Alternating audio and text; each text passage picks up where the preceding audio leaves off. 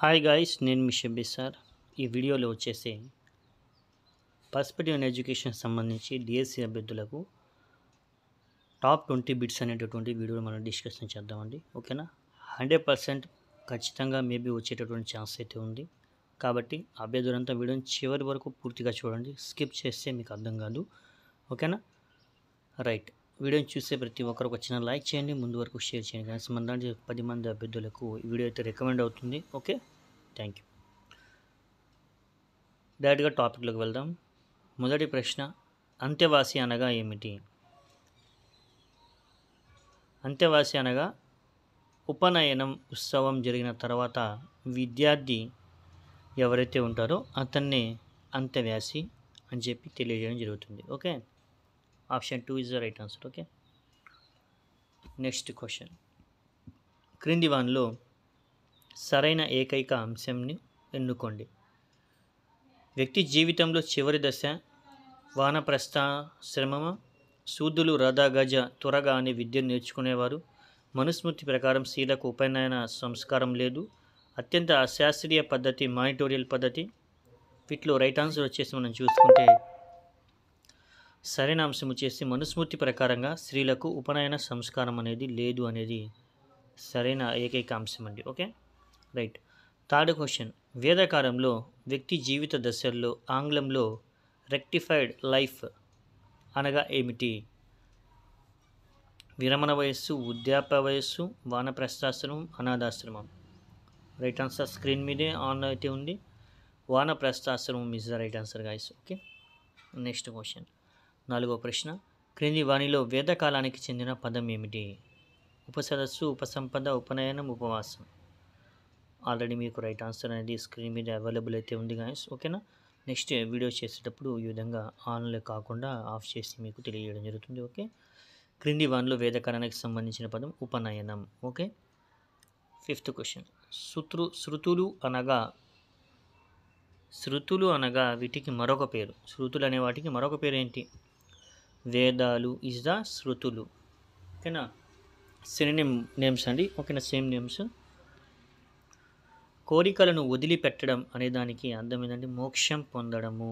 Okay guys, మోక్షం పొందాడు అంటే అతను తన యొక్క ప్రాపంచిక సుఖాలను వదిలివేశాడు అనేటటువంటి అర్థం అయితే వస్తుంది. క్రింది వానిలో సెవెంత్ క్వశ్చన్, వేదకాలానికి సంబంధించి సరికాని అంశం. ఉన్నత విద్యను పొందిన మహిళలను దుహిత అని పిలిచేవారు. ఇదే రైట్ ఆన్సర్ గాయస్. ఓకే, సరికాని అంశం. ఓకే, ఇక్కడ మనకి రైట్ అయిన అంశము 4 ఆప్షన్లలో విదూషి అని పిలుస్తారు వాస్తవంగా. ఓకేనా? ఉన్నత విద్యను చదివిన మహిళలను విదూషి అని పిలుస్తారు మహిళలను. ఇక్కడ దుహిత అని ఇచ్చారు. ఓకే, నయనం, ఉపనయనం. ఆ విధంగా నయనం అంటే అర్థం ఏంటి అంటే కొత్తదనమా, నేత్రమా, జ్ఞానమా. రైట్ ఆన్సర్ చూసుకుంటే నేత్రము, సర్వేంద్రియానం, నయనం ప్రధానం అంటాం కదా. ఆ రకంగా ఇక్కడ నయనం అంటే నేత్రం అనే ఒక ఆన్సరు, జ్ఞానం అనేటటువంటి మరొక ఆన్సర్ కూడా మనకి ఇక్కడ ఉంది. ఓకే, 9th క్వశ్చన్, వేదకాలంలో స్త్రీలు వేదాలు అధ్యయనం చేస్తేనే కానీ వివాహ అర్హత ఉండేది అని చెప్పిన వేదం. వేదకాలంలో స్త్రీలు వేదాలు అధ్యయనం చేస్తేనే వివాహ అర్హత ఉంటుంది అని చెప్పిన వేదం వచ్చేసి 4 వేదాల్లో ఋగ్వేద, సామవేద, యజుర్వేద, అధర్మణ వేదాల్లో రైట్ ఆన్సర్ వచ్చేసి 4వది అధర్మణ వేదం is right answer guys. Okay, next 10వ ప్రశ్న, వేదకాలంలో విద్యార్థులు ఈ పద్ధతిని అంతగా ఉపయోగించరు. శ్రవణం, నిధిధ్యాసనం, మదనం, దమనం. దమనం అనేటటువంటి దాన్ని ఉపయోగించేవారు కాదు. ఓకే, ఈ దమనం అంటే ఏంది ఒకసారి మనం చూసుకుందామండి. దమనం అనేటటువంటి మన రక్షక తంత్రాలు యూజ్ చేస్తాం కదా, ఆ దమనం అనేది. ఓకేనా? కావాలని మర్చిపోయేటటువంటి మనకు చేదు అనుభవాలు ఏవైతే ఉంటాయో వాటిని దమనం అయితే మనం చేసేసుకుంటాము. Okay, right. వేదకాలంలో గురువులను ఇలా కూడా పిలిచేవారు. ఏ విధంగా పిలిచేవారు? గురువు గారిని మాస్టర్ అని పిలిచారా? ధృతరాష్ట్ర, దృష్ట, ద్రష్ట, కనిష్ట, గరిష్ట. కనిష్ట, గరిష్ట అనే మ్యాథమెటిక్స్లో యూజ్ చేసే వర్డ్స్ అండి. ఈజీగానే మనము స్కిప్ అయితే చేసేయచ్చు. ధృతరాష్ట్రుడు కాదు, పాండవులకు సంబంధించినటువంటి ఆ యొక్క కేటగిరీ. ఓకేనా? ద్రష్ట అనేటటువంటిది మేము వచ్చేసి వేదాకాలంలో మన గురువు గారిని మన సార్ని ఏ విధంగా పిలుస్తామంటే ద్రష్ట అని కూడా పిలుస్తాం. Okay, right. 12వ ప్రశ్న, వేదకాలంలో సేవకులు క్షత్రియులు, బ్రాహ్మణులు, వైశ్యులు, శూద్రులు. శూద్రులు అనేటటువంటి వాళ్ళే సేవకులు అనేటటువంటి ఉన్నారు. వర్ణ వ్యవస్థ అనేది వేదకాలంలోనే ప్రారంభమైంది కాదు, చాతుర్వర్ణ వ్యవస్థ. ఓకేనా.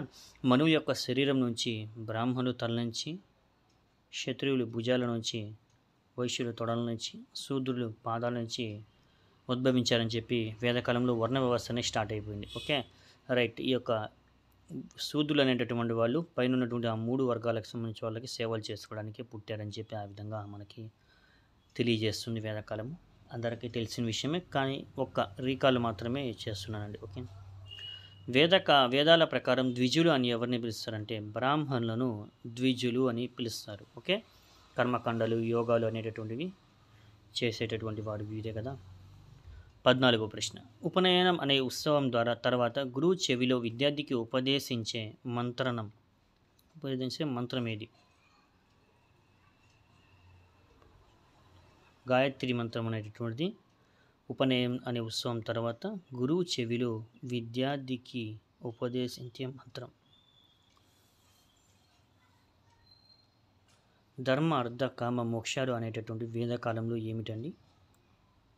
ధర్మల, కర్మల, క్రతువుల, పురుషార్థాలు అనేటటువంటివండి. ధర్మ, అర్థ, కామ, మోక్షాలు అనేటటువంటి వేదకాలంలో పురుషార్థాలు అని వీటిని పిలవడం జరుగుతుంది. Okay, right. 16వ ప్రశ్న మనం చూసుకున్నట్లయితేనండి, వేదకాలంలో పదాలను వ్యాకరణబద్ధంగా పలకకపోతే దానిని ఇలా భావించారు. ఏ విధంగా భావించారు? పాపకర్మ అని భావించడం జరిగింది. అపౌరుషేయాలు అనగా ఎక్కువ మంది నిష్ణాతులు రచించినటువంటివి అపౌరుషేయాలు. ఓకే, 18వ ప్రశ్న, విద్ అనగా ఆంగ్లంలో ఏంటండి? విద్ అంటే టు నౌ. ఓకే, విద్ అనేటటువంటిది సంస్కృత భాషా పదం కదా వాస్తవానికి. విద్ అంటే దాని అర్థం ఏంటంటే ఆంగ్లంలో వచ్చేసి టు నౌ అనేటటువంటిది. విద్య అనే పదం విద్ అనే సంస్కృత పదం నుంచి ఉద్భవించింది. విద్య అనగా ఆంగ్లంలో టు నౌ. 19వ ప్రశ్న, సాధారణంగా మొదట ఉపనయనం అనే కార్యక్రమం ఈ క్రింది వర్గానికే నిర్వహించేవారు. ఉపనయనం అనేటటువంటి కేవలం బ్రాహ్మణులకు మాత్రమే చదువు అనేటటువంటి ఉండేది, మిగిలిన వాళ్ళకి చదువు అనేది ఉండదు. స్టార్టింగ్లో ఆ విధంగా చేశారు. పోను క్షత్రియులకు కూడా ఇచ్చారు, వైశ్యులకు ఇచ్చారు, కాకపోతే శూద్రులకు మేబీ ఇవ్వలేదు. Okay, right. శూద్రుల ఉపనయనం వయస్సు ఇక్కడ చూసుకోవచ్చండి మీరే. శూద్రులకు చదువు అనేదే లేదు, వాళ్ళు కేవలం వీళ్ళకి సేవకులుగా ఉండాలి, వాళ్ళు ఏం చెప్తే అది చేయాలి.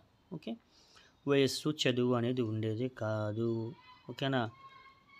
ఇంకా మనం చూసుకున్నట్లయితే క్షత్రియులకైనా కూడా 10 సంవత్సరాలప్పుడు వాళ్ళకి చదువు అనేటటువంటి స్టార్ట్ అయ్యేది. ఓకేనా. ఈ విధంగా గాయస్ మీ యొక్క అందరి సహకారంతో విజయవంతంగా ఈరోజు మనము ఈ యొక్క బిట్స్ అనేటటువంటి పర్స్పెక్టివ్ ఎడ్యుకేషన్ సంబంధించి కంప్లీట్ చేసుకున్నాము. ఇదే రకంగా మరిన్ని ఇంకా మోస్ట్ ఇంపార్టెంట్ బిట్స్ అనేటటువంటివి చేద్దాం. మీ యొక్క సపోర్ట్ ఇవ్వండి చాలు, ఇంకేం అవసరం లేదు. నేను ఉత్సాహంగా ఇంకా చేస్తాను.